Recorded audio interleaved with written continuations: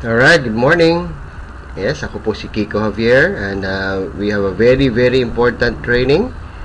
Okay, this is good news. Actually, nagiging mas madali po yung ating expansion at ating pag-share nitong business na to because of this another great feature na meron po tayo sa ating Supreme Wealth Alliance system.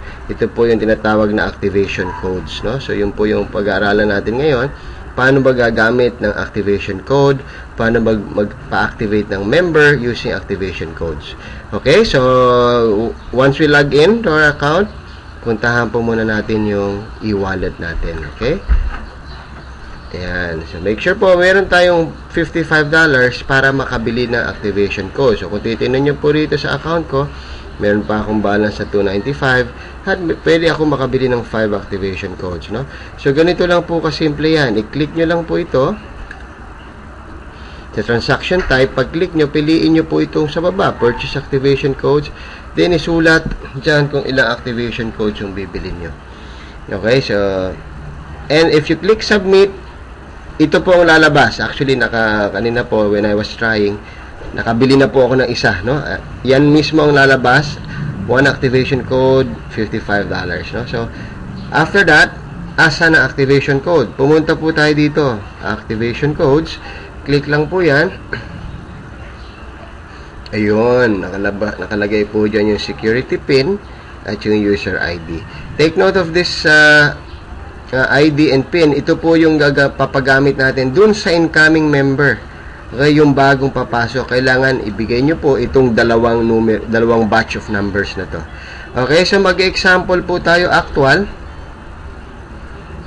Alright, so meron po tayong isa sign up. Okay, pinayagan po ako na gawin ito ng aking kaibigan. Isa-sign up po natin yung kanyang prospect. Napapasok na po, ano? So assuming gagamitin ng security pin o yung activation code na we just purchased. By the way, hindi po limited ang activation code sa sariling downline. Okay? It could be your crossline, it could be your upline, it could be anybody. No? So, pwede pong ipagamit yan kahit kanino. Kaya nga po, pakiingatan din. Alright? So, ito po yung account ng aking bagong pasok na member na si Ma'am Sonia.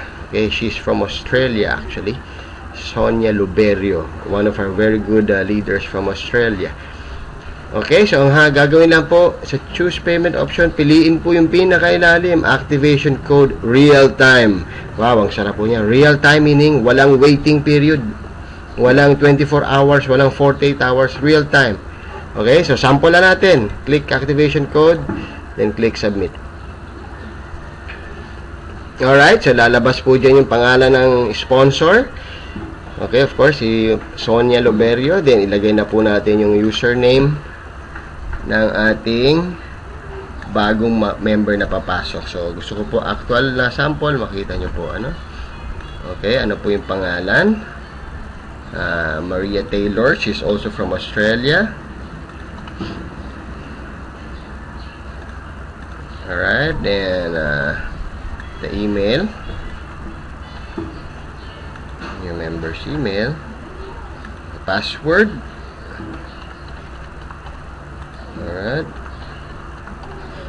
Ayan. Dito na po, hihingi na po yung user ID and security pin.